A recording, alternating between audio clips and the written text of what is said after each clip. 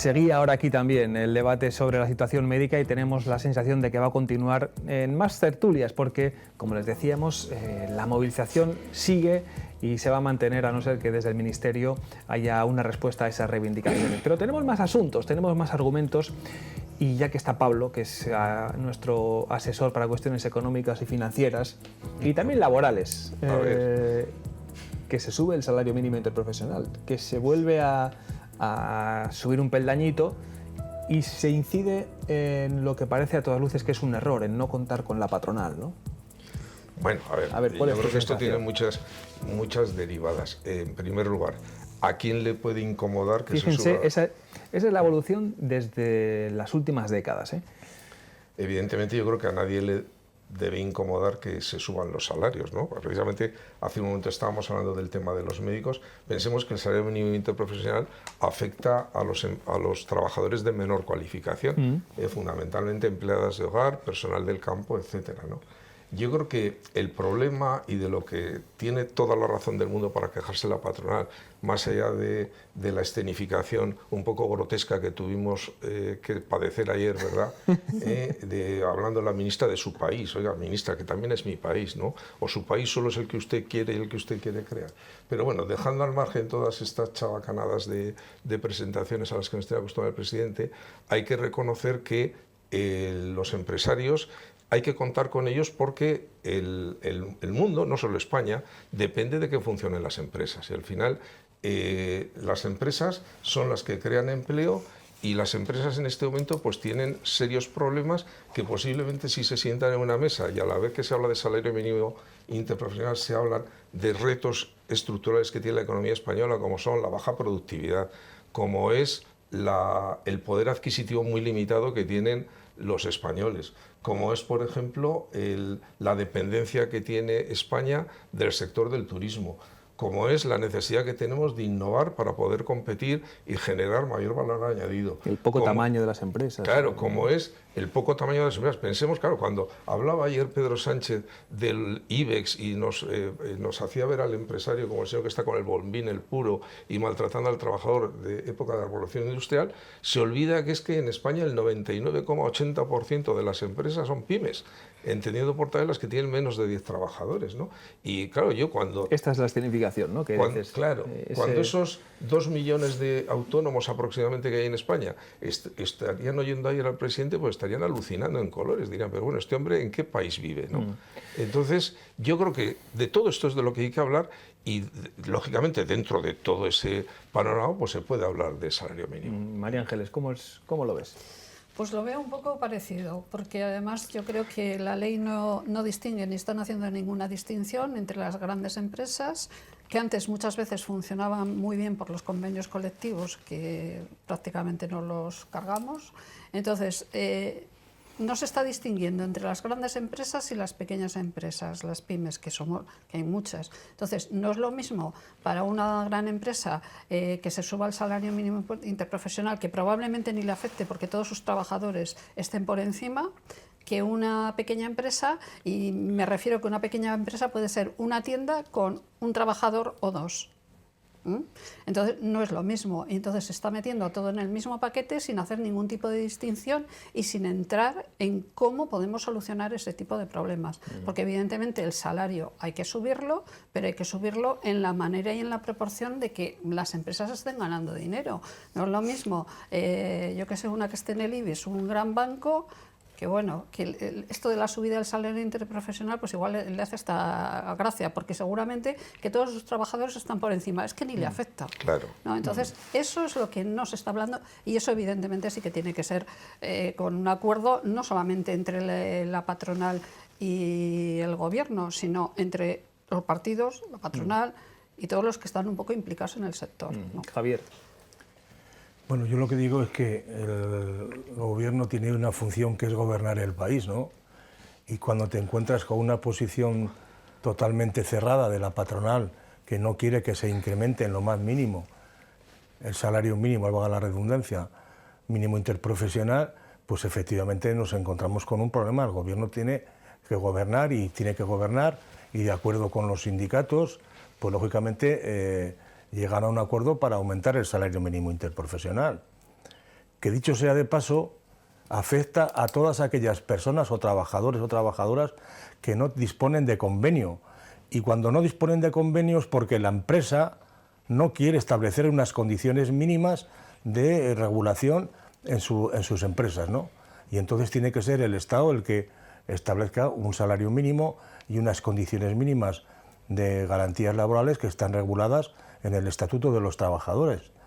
Entonces, para las grandes empresas y medianas esto no le afecta nada, porque todos los trabajadores están por encima del salario mínimo, ¿no?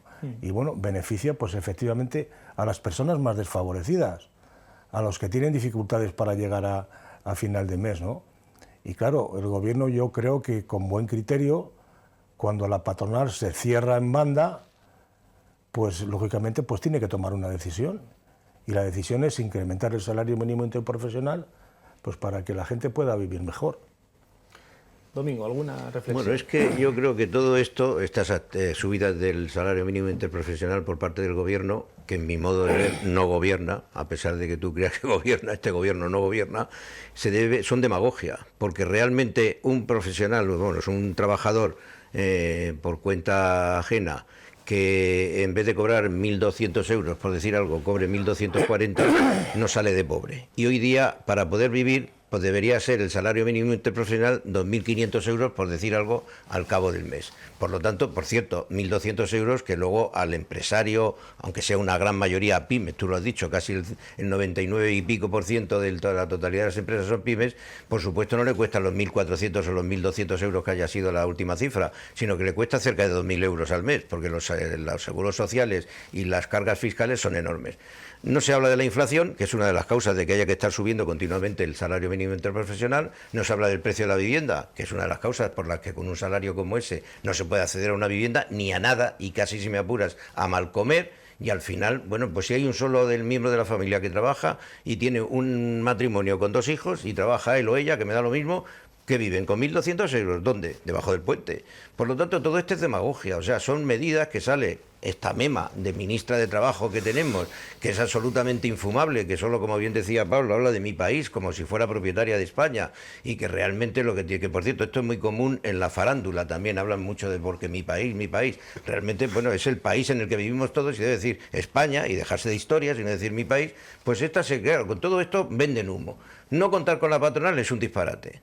Por otra parte, la patronal representa a todos los empresarios, pero fundamentalmente, donde a los que más representa de alguna manera, es a los grandes empresarios. Y esos, como bien ha dicho María Ángeles, les da exactamente lo mismo, porque el 100% de sus trabajadores están por encima, sí. Están por encima del salario mínimo interprofesional. Entonces, esto lo que perjudica es a un tejido productivo de España, que es una inmensa mayoría pequeñas empresas, autónomos, en términos generales. Es decir, es que hablamos de pymes, pero son autónomos. Es decir, tú como abogado, yo en su día como arquitecto, y tienes una serie de personas, y tú tienes un empleado, 2 si tienes suerte y tienes un buen estudio, y bueno, y al final un buen despacho, y al final resulta que, claro, todo eso les da lo mismo. Y la patronal, no es que yo creo que no haya querido entrar, es que no les interesa que entre al gobierno ni a la ministra, porque es una manera de vender humo y de hacer demagogia diciendo que ellos están por encima de estos tecnooligarcas que se llena la boca a nuestro querido presidente, o cualquier de esas sandeces, que para eso debe tener 1.200 asesores allí inventándose palabras para hacer discursos grandilocuentes, y realmente no consiguen nada más que vender humo. Pero la realidad de la sociedad española es que con 1.200 euros o 1.240 o 1.440 no se vive, Javier. Y como mínimo digo 2.500, 2.500 netos que se lleve el trabajador al bolsillo. Y hoy por hoy la sociedad española, las pequeñas empresas tal, no tienen capacidad para poder pagar esos sueldos. Y claro, la inflación parece que no les importa. Y como no les importa la inflación, da lo mismo que hoy te suban 1.200 euros o a 1.400, porque pasado mañana tú tienes que los huevos han subido un 18%, la carne de ternera está ahora casi a 25 euros el kilo, cosas que antes estaban a 10 o 11 hace 2 años o 3 años. Y todo eso es lo que cuenta, no cuenta todas estas subidas salariales que son puro humo para salir en los periódicos y marcarse el paquete. De todas maneras, a ver, yo lo que sí me gustaría es saber si realmente la patronal ha sido llamada a sentarse. Quiero decir, porque al final... que sí. Bueno, yo no lo sé. Yo como de Pedro Sánchez me creo, no me creo nada, pues al final cuando está diciendo que no están aquí, es porque no están adheridos Porque le han dicho, inquebrantablemente son lentejas, al si quieren las toman, movimiento. son lentejas, No, claro, es que ¿qué es negociar? Negociar es sentarse en una mesa y yo creo que si a la patronal le dicen, oiga, queremos hablar del salario mínimo interprofesional, estoy convencido, no lo sé, porque no tengo contactos con la patronal, pero estoy convencido que la patronal diría, bueno, pues vamos a poner encima de la mesa los costes salariales que tenemos, porque oiga, usted sube el salario mínimo y resulta que al final acaba recaudando más, porque las cotizaciones sociales son mayores, el IRPF es mayor. ¿Por qué no ponemos encima de la mesa, aparte de los costes salariales, vamos a poner las bajas? Yo el otro día me escandalizaba que oía que al día hay 1.700.000 personas que no van a trabajar. Me imagino que muchas bajas serán... Claro, un incremento tremendo. Y luego hablas con pequeños empresarios. El pequeño empresario es el que tiene el bar, el que tiene la tienda, y te dice que anda loco para contratar gente y que si contrata a los 2 días está de baja o a los 3, porque no sé exactamente, ya saben cuándo tiene que coger la baja para poder cobrar todo. Entonces, todo eso, igual, le dicen al patronal que se siente, igual se puede hablar. Y mira, y ahí podría también haber una buena labor de los médicos, que de la misma manera que los inspectores de Hacienda han sido un ariete para combatir el fraude fiscal, pues también vía incentivos, pues igual con los médicos se le puede establecer algún sistema. Hay que un matiz de diferencia, Pablo, bueno, porque claro... estoy haciendo comparaciones, sí, ya, pero, bueno, pero que el médico es el que debe velar también, porque el tema de... Joder, estamos con los médicos. Hay una inspección, No, el que tiene que velar que llegas a un médico y le dices que tienes ¿no? depresión y no Claro. te da la baja porque piensa que es un cuento, y luego ese individuo... Porque el médico no se siente protegido. Se suicida, porque el médico y al final dice, se aquí queda pasa con cualquier cosa y la culpa para mí. Ese es el problema. Pero que de todas esas cosas es de las que hay que hablar. Y yo estoy convencido que si a la patronal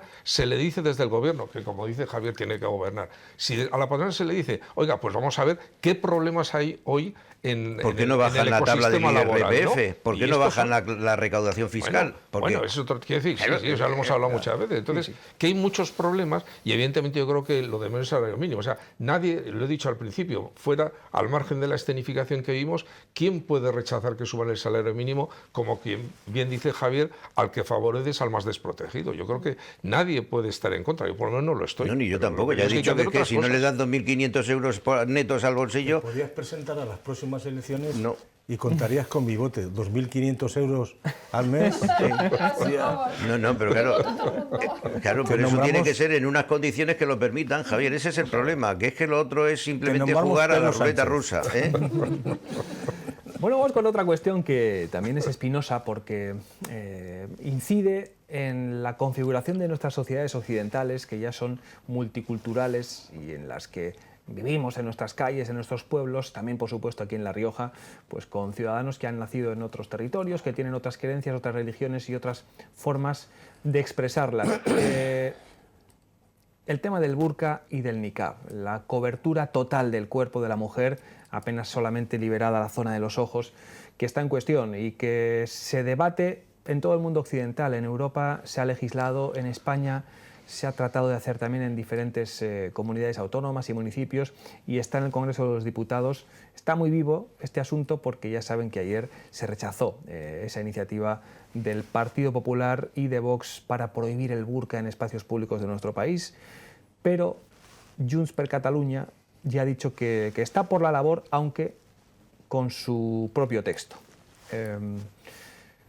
Domingo, empieza tú, que te toca terminar los turnos. Con su propio texto, pero trufado además de que les haga una transferencia en materia de migraciones. Porque si no, ayer Junts, que es más xenófobo o tan xenófobo como pueda ser, yo que sé, el partido, el PNV o Vox, en definitiva, resulta que, claro, se hubiera apuntado ayer a la votación si no fuera porque, claro, lo que piensa es sacar tajada de un gobierno absolutamente débil que está en manos de toda esta gente. Entonces, realmente, lo que yo creo es que a mí me parece que todo esto bueno, primero hay un problema feminista de que parece que es que en unos casos Irán no pasa nada, no pasa nada, y la masacre que están haciendo por querer allí liberarse las mujeres del burka, de todo lo que les lleva, como en Afganistán y en todos estos países, y todos esos son supuestamente creencias religiosas dominadas por unos imanes que son todos machos alfa, además de toda esa grey, y al final resulta que, claro, pues esto se disfraza como creencias religiosas. No, son engaños. Cuando nosotros éramos niños, se te caía caía un trozo de pan al suelo y había que cogerlo y besarlo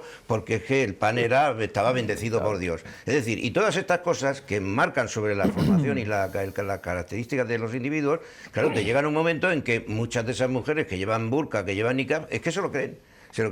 Porque claro, han vivido en ese mundo y esto es como el mito de la caverna de Platón, que claro, si solo confunden las sombras con la realidad, pues resulta que cuando sale el Saladú dicen, no, esto no es mi mundo, me voy otra vez a la cueva. En definitiva, yo creo que hay que retirar eso en las sociedades occidentales, en el mundo civilizado, hay que decirlo porque el mundo civilizado no es el 100% del mundo, ni siquiera China es un mundo civilizado, tiene un gran crecimiento económico, pero en el fondo es una dictadura política, comunista, que los tiene a todos vigilados con cientos de millones de cámaras por toda la calle y no te puedes mover porque te hacen cualquier pirula. Lo mismo pasa en Rusia, por cierto, y no digamos en Corea o en Honduras, perdón, en Nicaragua, en otros países de estos. Al final, yo creo que Europa debería legislar para que en espacios públicos en su casa que cada uno haga lo que le dé la gana. Como si se quiere poner un flagelo, un cilicio o darse como los picados de San Vicente de la Sonsierra con el cilicio en la espalda. Pero en la calle y en los espacios públicos, fundamentalmente, porque además por cuestiones de identificación en un momento de algún problema, debería estar prohibido llevar todo ese tipo, por civilización, por avance de la civilización, por cultura. Todo lo demás es retro, o sea, es que es absolutamente inaudito que todavía haya una parte de la sociedad que se mantenga en el medievo, como le ocurre a Irán y le ocurre a todos estos países de la órbita islámica, que es que, bueno, al final terminan estando pues como casi en el tiempo de las cruzadas. Javier. Suscribo lo que ha dicho Domingo. Sí. Qué raro, pero bueno, mira, bienvenido al club. Suscribo lo que ha dicho Domingo. Yo también soy partidario de que haya distintas formas de entender la vida, pero que no subyuguen en este caso, a la mujer, ¿no? Que la tienen ahí, bueno, pues con el pie encima del cuello todo el día, ¿no? Y por tanto, yo soy partidario también de que hay que legislar para que ese tipo de aspectos no se produzcan, ¿no? Y que haya una regulación acordada y pactada para evitar ese tipo de complicaciones, ¿no? Que afectan especialmente a las mujeres. Claro. Así es. Y que los gobiernos de Irán y todo eso es un machismo, pero vamos, no de libro, es la Biblia del machismo. María Ángeles. Sí, bueno, pues a ver. Primero, nadie debería llevar burka en ninguna parte del mundo, ni dentro de su casa ni fuera de su casa. Y dentro de su casa tampoco. No se puede permitir que cada uno haga lo que quiera. No, nadie debería llevar burka. Esa de entrada. Pero dentro de su casa sería por creencias propias. No, perdona. O por sumisión. O por sumisión, que es generalmente por lo que es. Claro. Generalmente. Hay muy pocas, como dices tú, alguno que está en su mundo, que es la cueva, pero muy pocos. Generalmente es sumisión. Lo que no tengo muy claro es si la prohibición va a mejorar o empeorar la situación de estas personas que llevan burka. Y vuelvo a lo de su casa, porque en los espacios públicos está prohibido, va a estar prohibido, pero en su casa, si no hay ninguna prohibición, ¿qué es lo que vamos a conseguir? Que estas personas no salgan a la calle, porque como no pueden llevar burka y les van a obligar a llevar burka, no pueden salir a la calle. No sé si es una buena solución. Simplemente planteo la reflexión. Yo creo que es mejor que se prohíban en todas las partes y en casa, aunque la prohíba, van a seguir haciendo lo que les dé la gana y bueno, pues ya se revelarán dentro de casa, claro. De vigilar ahí. Claro, muy difícil de vigilar, pero ¿qué estamos consiguiendo con la prohibición? Que no salgan de casa. Porque en la calle no pueden llevar burka. ¿Y entonces no lo prohibimos en la calle? No, pero a ver. No, estoy planteando una reflexión. Hipótesis. Yo, en mi cuestión, o sea, yo entiendo, porque además a mí me da mucho coraje esto. Muchas veces hay algunos que tienen trabajo y tal, y la mujer la tienen en casa, con lo cual es más difícil. Pero hay algunos que incluso se le da subvenciones pues por niños, por no sé qué, por vivienda y tal, y se la dan al marido. Y eso a mí es que me crispa los nervios. Es que si queremos empoderar a la mujer, todo habrá que dárselo a la mujer y la gestión habrá que pedírsela a la mujer, no al marido. Es que seguimos nosotros empoderando al marido. O sea, es una cosa que yo creo que, por eso planteo la reflexión, que no creo que sea tan simple ni tan sencilla la cosa. Muchas derivadas. Que todo eso hay que unirlo con otras medidas y una medida clave es la educación. Es decir, al final yo creo que es cuestión de años y de tiempo. Pero si todas estas personas que vienen con estas culturas islámicas a España, pues al final se ven dentro de lo que es la sociedad española, que hay escolarización obligatoria, que dentro de la escolarización obligatoria... Los pakistaníes, por ejemplo, que son uno de los que la escolarización es importante, porque para ellos la mujer que ya ha estudiado ya deja de ser una mujer, la consideran un profesional, ¿vale? Entonces, ¿qué hacen? Que cortan la educación. Las niñas a determinada edad no van al colegio y dejan de ir al colegio. Bueno, pues ahí habrá que buscar mecanismos de protección pública, claro. Y cuando ya los atosigan mucho los servicios sociales, las mandan a Pakistán. Pero bueno, es que la familia la sigues teniendo aquí. Bueno, es que, o sea, eso estoy de acuerdo que es complejo, pero la única solución es lo que está pasando en Irán, que sea la propia población la que, fruto de una educación superior y fruto de que están formados y que ven que esto atenta contra la dignidad de la mujer y contra la libertad individual, pues se están rebelando. Entonces, yo creo que en España o en Europa... Perdona, en Irán hay muchas, tenemos que ir por esa vía. Hay muchas circunstancias, no solamente que se están rebelando por el pañuelo, hay muchas circunstancias. Bueno, y yo creo que estoy simplificando. Que esas aquí no se dan. Sí. Aquí no se dan. Por lo tanto, yo creo que sí que hay nosotros y que tendríamos que ser estrictos. O sea, gente que igual no tiene a la mujer en casa y no le deja salir para estudiar, pues tendrá que tener una penalización de alguna manera, ¿no? Porque para mí eso es un maltrato y con nuestra sociedad eso es un maltrato. Entonces eso no se computa como maltrato. Y luego además hay un tema político. Ni a ellas se les considera víctimas. Hay un tema político por medio porque claro, al final el derecho a la libertad religiosa es un derecho fundamental según nuestra Constitución y cualquier limitación o privación requiere ley orgánica. Claro, la ley orgánica requiere unas mayorías parlamentarias que hoy lamentablemente no existen, ¿no? Entonces, yo todo lo de ayer me suena más a un tema político donde cómo los partidos que están, como el propio Partido Socialista o los partidos que están apoyando al gobierno, pues van a votar algo que promueve Vox. Pero yo no conozco el contenido de la propuesta, pero yo estoy convencido que tenía que haber mucha gente sentada ayer en el hemiciclo que tiene que estar a favor de limitaciones y restricciones al uso de estas prendas, ¿no? Entonces, yo creo que es más complejo de lo que parece, evidentemente, pero yo creo que la solución a muy largo plazo, desde luego, es tratar de conseguir la integración de toda la inmigración a la cultura nuestra, sin que eso signifique que tengan que olvidarse de la suya propia. De su propia identidad. Nos vamos con una imagen que es un gráfico, el del CIS, que ha sido muy llamativo. ¿Se lo creen ustedes? ¿Qué opinan, espectadores? ¿Qué opinan, contertulios?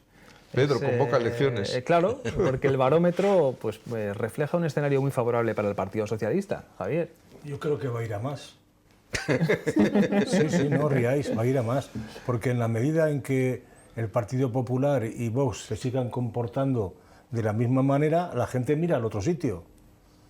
Y el calendario de negociaciones para gobiernos autonómicos de PP, Vox, va a suponer que todavía la gente se incline más a votar a la izquierda, en este caso, ¿no? Pero no está pasando en las comunidades autónomas, ¿eh? No, pero esto es cuestión de... Pero esa es la estrategia de Pedro, ¿eh? Claro. Pedro está... Por eso lo está ganando. Muy bien. Esa es la estrategia de Pedro. Yo lo he dicho aquí en alguna tertulia hace tiempo y creo que Pedro lo que trata es, de todo este batiburrillo, pues acabar sacando rentabilidad. Como Falta tiempo para las elecciones. Claro. No tiene ninguna intención de convocar elecciones en estos momentos. El barómetro del CIS ahora es increíble. O sea, ahora, hoy por hoy, eso no es cierto.